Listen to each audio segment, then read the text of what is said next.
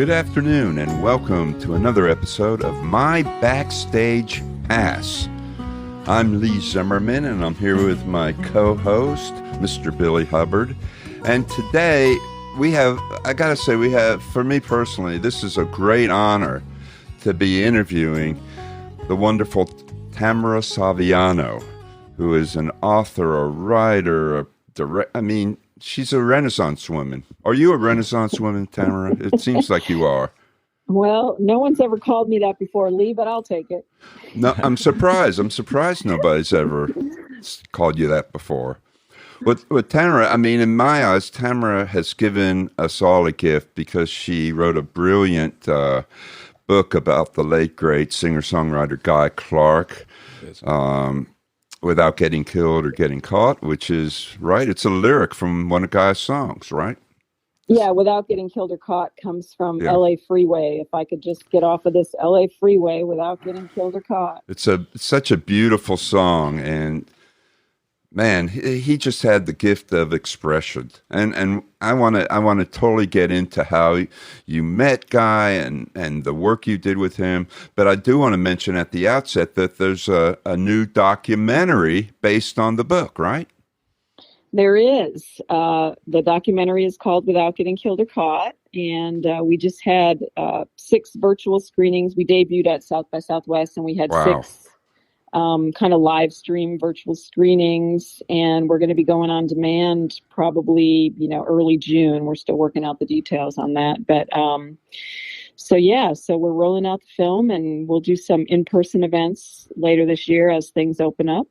Well, I'm glad we got you before you got too busy, because I know the rest of your year is going to be very busy, it sounds like. But you have been involved in so many facets of the media and communications.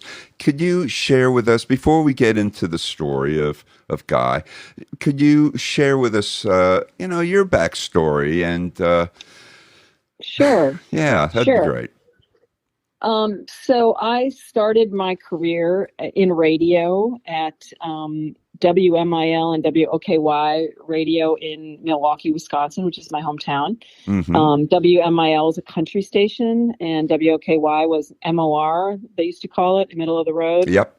I think that format's gone now. But adult contemporary, I think that took its place. Yeah, it was Frank Sinatra, Rosemary Clooney, that kind of thing. But so at the radio station, the company was called Sundance Broadcasting, and they were actually really a forward-thinking company, innovative, and just run by these beautiful people, just geniuses. And it was the best job I've ever had. And they, long before the internet and long before deregulation, they started radio station magazines. So I was the editor of those magazines, and we had a subscriber base of, probably 300,000 people in Wisconsin. And, man, it was my stomping grounds, my learning grounds, my, everything. And I really credit that job for everything that has come since. It seems like it's really paved the way for all these other endeavors you've undertaken here. And it did. And one of the things that, obviously I learned how to be a better writer, which was important because I look back at those old magazines and I'm like, oh, God. We all do. Yeah. But also it taught me to be brave in the things that I try. Because my bosses there and the people I worked with were so brave. They weren't afraid to try anything new. And it was a small company, so they could change their minds quickly and, pivot and do something new if it wasn't working. And that has really served me well too, is, I have a lot of fears, but none of them have to do with work and creative projects. I'm always like, okay, let's figure out how to do this. And I also think that when you're working on a creative project, it will tell you whether it's right or not. If it's not right, every door and window will slam shut on you and you just won't be able to get any traction. But if it's right, every door and window just flies open and you just keep stepping through. And that's certainly been the case with my Guy Clark projects. I would have given up on them many times, but the minute I was ready to give up, there would be a breakthrough of some sort. So it just worked. Well, you met Guy back in 1998, right? And then Yeah. got, a little more involved in terms of your work with about 2000. So, for those who haven't read the book, how did you meet Guy Clark? Well, I met him when I was the managing editor at Country Music Magazine in the late 90s. Mm-hmm. And I met him, during the course of work. And we hit it off, and we saw each other around town, and we always, would talk, and we had lunch a few times. But then Leroy Parnell, another Texas songwriter, took me to Guy's house on April 1st, 2000. And we stayed at Guy's house for like 9 hours that day. And that's when our friendship really began. Wow. It was quite the day. And after that, Guy and I just, became more and more friends. And then in 2002, when he was releasing an album called The Dark, right, Sugar Hill Records hired me to write all the promotional materials, press materials. And then a few years later, when Guy moved over to Dual Tone, he hired me to do PR for Workbench Songs and Some Days the Song Writes You. And in the middle of that, the Center for Texas Music History, the director, his name is Dr. Gary Hartman, he approached me about writing Guy's biography. And I never thought Guy would be willing to participate in something like that. So I just kept putting Gary off. And then finally I asked Guy the question, really just so I could get Gary off my back. But Guy said yes. And and he meant it. I was thinking, he's going to not really give me anything. But our very first formal interview, he went deep down the rabbit hole and wasn't afraid to tell me anything. And we spent the next 8 years together, joined at the hip, working on the book. That's a very long conversation. I've had conversations that have lasted 20 minutes, and I couldn't wait to leave. So, but 8 years. Well, that's fascinating. Yeah, 8 years. That's a long time. It's a long time. I have to say, at this juncture, I just can't repress it. Tamara, you may know what I'm going to say, but personally, this woman, folks, this woman is a guardian angel for me. I had written a book, which inevitably I'm going to plug my book now, but it's Americana Music, Voices, Visionaries, and Pioneers of an Honest Sound. And I was kind of at an impasse with my agent and a publisher. And Tamara and I had, kind of been in touch at that point. And I reached out to her and I said, God, is there anything you can do? Anybody that might want to publish my book? And she connected with me with Texas A&M University Press. They deserve a plug. They had published Tamara's book. They're the best. But you gave me an introduction there, Tamara, and it connected and it worked. And as I told you when I saw you at Americana Fest a couple of years ago, I will always be grateful. All right, now try to follow that now, okay? That's my soliloquy. Well, I think your work stood on its own. I just introduced you to the people there, and but they didn't publish you because of me. They published you because of you. Well, but takes an intro. Yeah, but I love everybody at Texas A&M. They have been wonderful to work with, and the great thing about a university press like that is you get the attention, and the book is not going to go out of print. And yes, they've been in business for a long time, and they know what they're doing. And it's such a pleasure to work with them. And I'm just honored to be part of their group. Should we give a shout out to Tom Lemons? Yes. Hello, Tom Lemons. We love you. We love you. Hardest working man in showbiz. And you're the hardest working woman in showbiz, Tamara. I don't know about that. But. So Guy, he there's this image, of him and Townes Van Zandt and Jerry Jeff Walker, that these guys were a little bit on the outside of, they were their own selves. and I guess eccentric in a way, but just bloody geniuses. But would you mind like giving us your personal impression, if you can sort of sum up what Guy Clark was like? Sure. Well, musically, Guy considered himself a folk singer, and he came up in the early '60s in Houston, which had a huge folk singer scene, and he likes lyrics and acoustic guitars, and he and Townes, back in the early '60s, mid '60s, they were traveling around playing their guitars and singing songs in the coffee house circuit, and so when Guy came to Nashville and started making records, he just never really fit into that. He was kind of a square peg in the round Right. hole of country music. Yes. And Yeah. and and I'm not I mean, I love country music. I'm a student of country music, and I love country music, and I listen to country music all the time. But Guy was not country. No. He was a folk singer. No. And so it just didn't work. His first 5 albums, they were trying to make him, a radio star, and his songs are not cut out to be a country radio star. So it just didn't fit until he decided to go back to his folk singing roots and record the way folk singers record, and tour the way folk singers tour. And that's when he really had his success. I was going to say, it reminded me of something in the documentary. I think I saw it there too. Guy said that he was cursed with artistic integrity. I think so. He said it. Wow. We should all be so cursed. And that was very. That's a great. We should all be so cursed.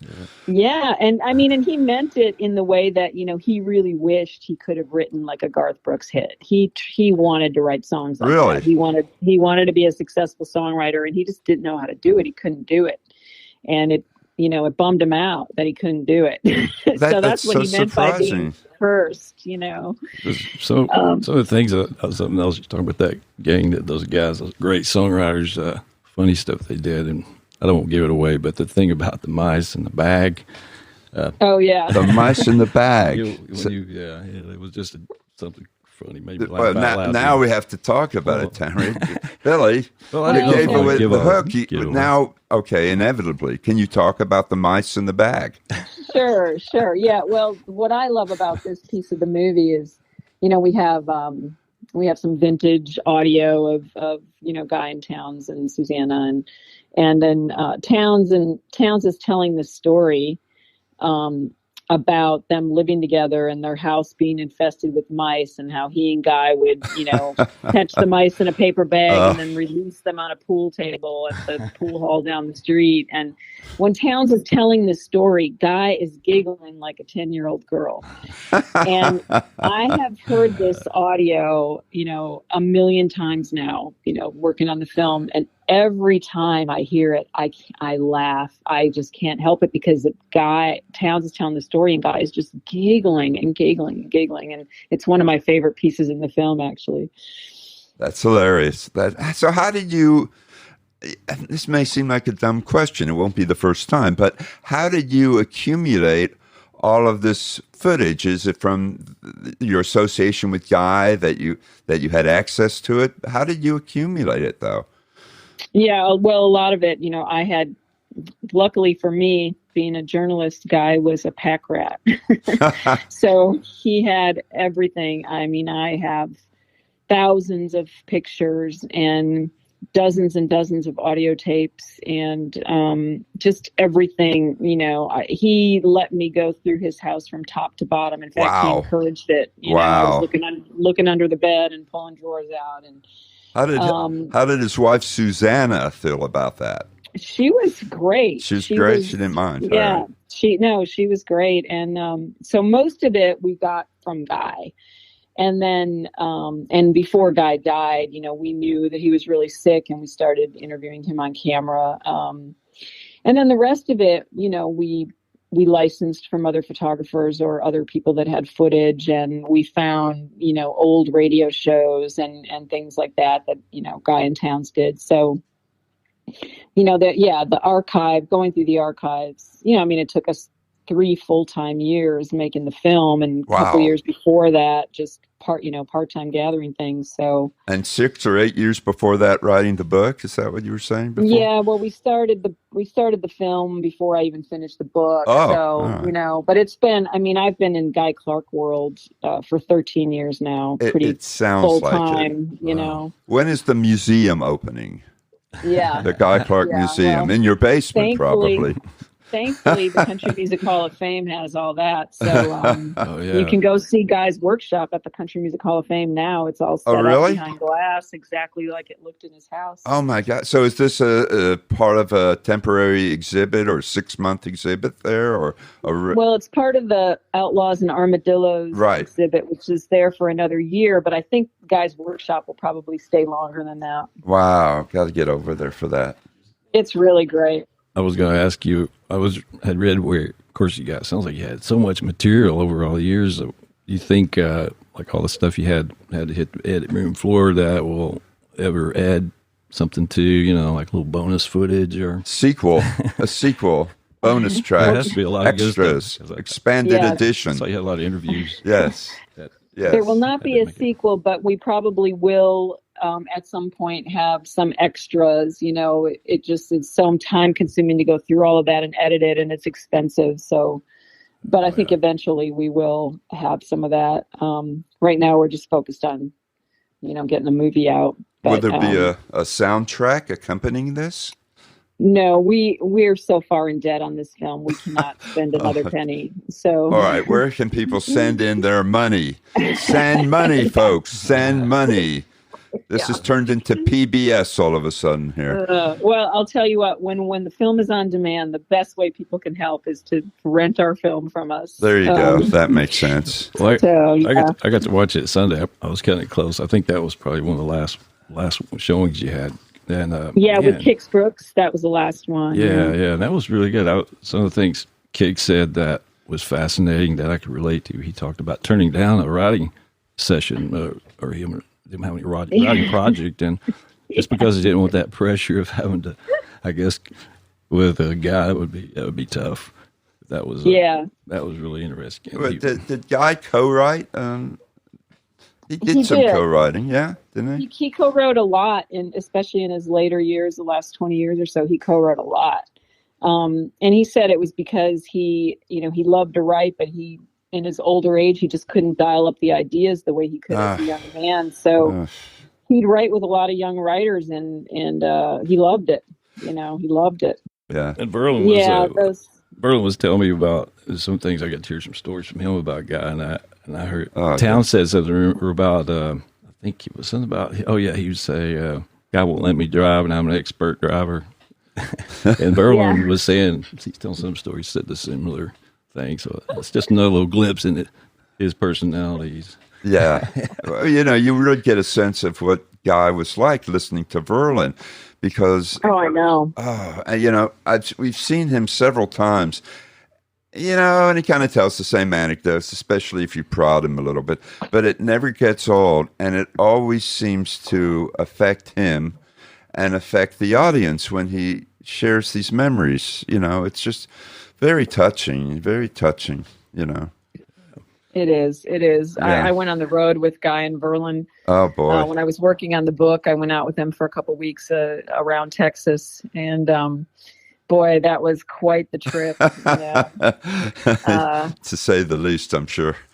Verlin is a saint. Let me just say that. Now, Verlin talks about a time where he and Guy were doing a special gig in the Bahamas or something, getting paid a lot of money, and they came back and got caught in a hurricane, and and Verlin's getting sick and scared, and Guy's just sort of reclining there, saying, "Hey, love it."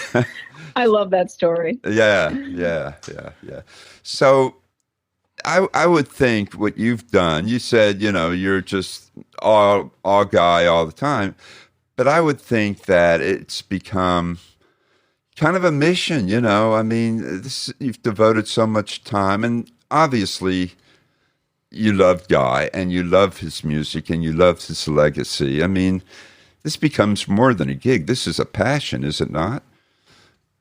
Well, yes, because otherwise I wouldn't be crazy enough to do it. That was an obvious leading question. I know. Yeah. I know.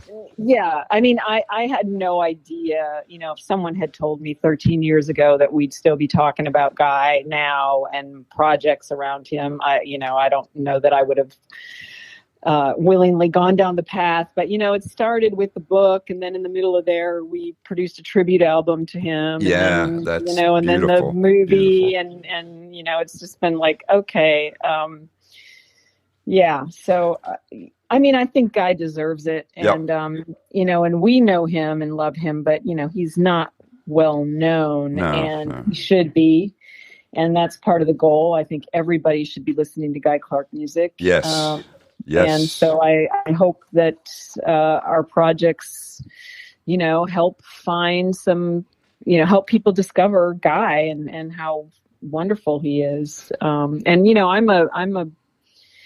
was 20 years older than me, and I grew up in Wisconsin, about as far away from Texas as you can get and still be in the States. And I'm a Guy Clark fan. I discovered him when I was 14 years old. Wow. So I feel like if I'm a Guy Clark fan, everybody could be a Guy Clark fan. Yeah. Well, the interesting thing is, and we alluded to it before, Guy I'm surprised to hear he wanted to be commercial country. That kind of blows my mind. But in fact, he didn't want to be a performer. No, I know. But to write these hit songs, that's even that. But at the same time, he was a forerunner of what we came to call outlaw country. And, Waylon and Willie got credit for it, but Guy, at heart and soul, could be defined as outlaw country, as could be Townes Van Zandt, Guy didn't like the term outlaw country. Really? He didn't want to be thought of as an outlaw. I'm learning so much. I'm learning so much from this. It's interesting, as an aside, Christofferson felt the same way. He hated it when people called him an outlaw. Really? But Guy definitely was happy when Americana came to be, because now there was a genre that had radio stations and bins in the record store and festivals and clubs and an organization and a chart that all supported the kind of music he was doing. And that was really a turning point for Guy and a lot of other artists we love. So he did embrace the Americana label. Yeah. And I'm so happy that he was there to affirm it, because again, this is a outright plug for my book, but in my book, Americana Music, Voices, Visionaries, and Pioneers of the Now Sound, to me, Americana really stretched back to the days of the Everly Brothers, or later, the Poco, the Burrito Brothers. But I think that the real juncture was when people like Guy came along in town. So I think that was the turning point there, where you could now say this is really Americana music. Well, Guy, one thing I was going to say was talking about Guy and the country music thing. I had read where he has turned down a couple of albums he made, and I think there's something about the documentary about it, 6 figures that spent on an album, and he wasn't happy with it. So I don't think he let it. They were allowed to be published. Really? Wow. Tamara probably knows more about it. Something like that. Do you know about that, Tamara? Which are you speaking of? A particular? I can't remember now. I just remembered he had an album after it was completely done. I thought that he. Oh yeah, there were 2 of them. Really? The ones we talk about in the film are the first one before Old Number One that never happened, and then there was another one called Burnin' Daylight that Warner Brothers did, and that one got scrapped, and then he did the South Coast of Texas. But there was lots of times throughout his career that he was just like, I'm not happy with this. I'm not doing it. Wow.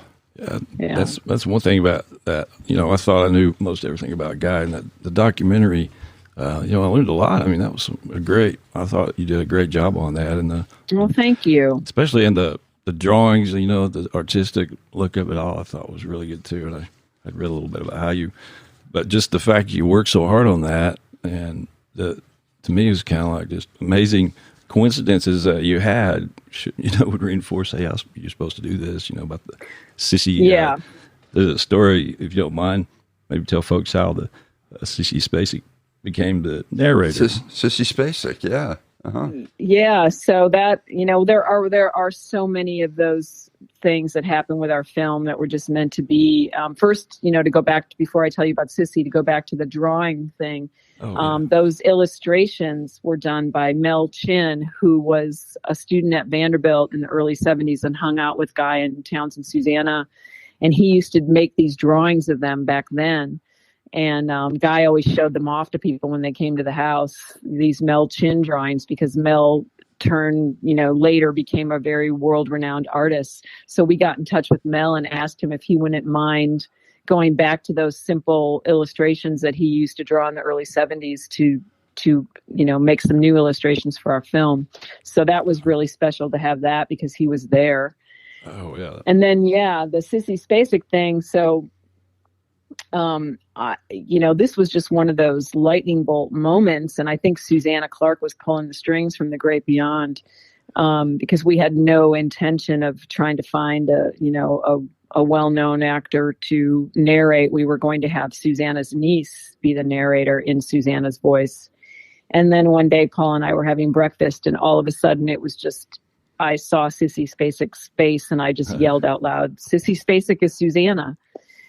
And Paul was was she looking at the same restaurant where you were eating? No.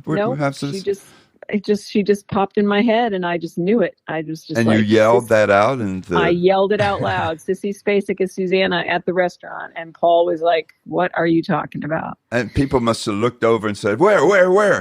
Sissy Spacek, where?"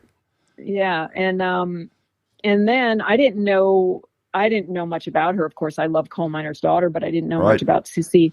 And so I went and I bought her autobiography and I read it. And while I was reading it, I learned in that book that after she won an Oscar for Coal Miner's Daughter, Sissy came to Nashville to record an album, and Rodney Crowell produced that album. Wow. So then I called Rodney Crowell and I said, "Hey, what about Sissy Spacek?" And he said, "Not only did I produce that album, but there's a Susanna Clark song on that album." Wow, that's crazy. Yeah. Wow. So I got in touch with Sissy's manager, and at the same time, Rodney was texting Sissy, and we showed her a rough cut when we were ready, and she liked it, so she agreed to do it. And then while we were in the studio with Sissy recording the narration, she was telling us, also she grew up in Quitman, Texas, which is 100 miles away from Atlanta, Texas, where Susanna Clark grew up. Oh, wow. So as Rodney says, they both have that East Texas piney woods timbre to their voice. Wow. And so while we were in the studio, Sissy told us a story about when Sissy was about 15 years old and learning how to play the guitar in Quitman, Texas. Her best friend's cousin came through from Houston and taught her some, folk picking techniques on her guitar. Right. And it turns out, we find out later that person that taught Sissy how to play the guitar was Guy's first wife, Susan Spa. Wow. Man, what crazy. I'm always so impressed when I talk to people and they can refer to these icons by their first name. I mean, when I called Rodney and then I said, "Sissy," and I have to say, well, Mr. Crowell, he's very nice, and Miss Spacek. So I'm very impressed, Tamara, that you have that kind of relationship. You picked up the phone. I do have that kind of relationship with Rodney, but, Rodney and I, we got to be friends because of Guy. Right. And Guy had a very long, slow, painful death. And so all of Guy's friends, it's kind of like you go through a war together. You're on the phone with each other constantly, checking on how Guy's feeling, how his treatments are going, how much pain management. And then you're in and out of the hospital with him, So I was sitting for, hours at a time in nursing home rooms with Rodney and Steve and Guy's other friends. And I think that's why when we interviewed them on camera, the interviews are so intimate. Right. Because I wasn't a journalist coming in from New York to interview them. I was someone who had gone through this really long, painful time with them. Yeah. So I don't know Sissy. I only met Sissy, You can call her Sissy. Project. I would say, well, I don't know Miss Spacek. You can say, you're close enough, Tamara. You're in the circle. Well, sorry. She was lovely. Yeah. But yes, I Rodney Crowell, I feel quite comfortable calling anytime. He's a wonderful man. I've had the pleasure of meeting him at Merlefest, and we were talking about a friend of mine, who was very ill. And during this cruise, Cayamo, Rodney Crowell came over and sat down with him and started talking to him, and it affected my friend so much.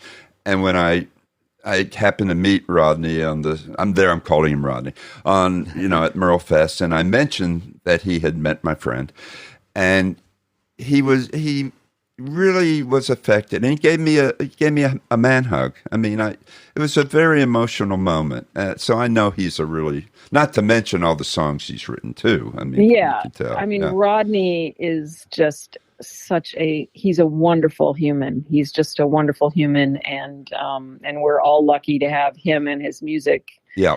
In the same world we're in, Yeah, and for those that might not be aware, who aren't aware, Guy Clark wrote some of the most beautiful, moving, touching, personal, intimate songs that we are all blessed to have in this universe. And I would suggest to anybody who's listening, if you have not become familiar with Guy Clark's music, that you Google him, you check out the albums. I mean, the song LA Freeway, I can't listen to that without kind of getting a little damp there. I won't do that in front of Billy. I'll be embarrassed. But I mean, really, and yeah. I mean, Randall Knife.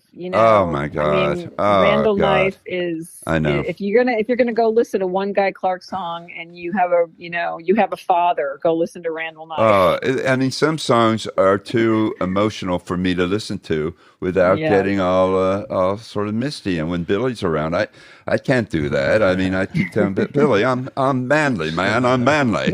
I don't weep, and so I don't want to destroy that image of my friend Billy. I gotta say, I was asking Sean Camp. I know he was. I think he produced that. This One's For You album, and man, that's one of my favorite. Sean and I produced that together. Oh, yeah, I knew you have. Yeah. That's what I was going to ask you. What you got? How you were involved in that? But I wish I could get that on vinyl, and I was sort of complaining to him. I said, "Man, we should get on vinyl." But you don't. He didn't give me any hope. Well, I've got CD, well, we made that was one of those things where we made a really bad deal with a bad record company. So unfortunately, who shall remain unnamed, I'm sure. Yeah. So unfortunately, that record is going to never not be on vinyl, I doubt. That's a shame. I mean, Tamara, you've done so much. Again, as we said at the beginning, I can't think of any realm of the media or of communication, whatever you want to call it, that you have not been involved with. And so what haven't you done that's on your bucket list? Maybe that's the way to ask that question. A podcast. Billy, you hear that? A podcast. Who would ever thought of that? Well, Tamara, maybe we can talk. Maybe we can talk afterwards. It won't be about music, though. Now, why not? What will it be about? I'm not quite sure yet, but it'll have something to do with the Great Lakes. Something to do with so it'll be like a naturalist. I don't know. Probably more about the people of the Great Lakes. I'm a Great Lakes girl. I grew up on Lake Michigan. Wow, there's always great stories around lake people. There are a lot of lakes here in East Tennessee. Yeah. Right. Well, they're not Great Lakes. And I'd call them a Great Lake. At least one of them.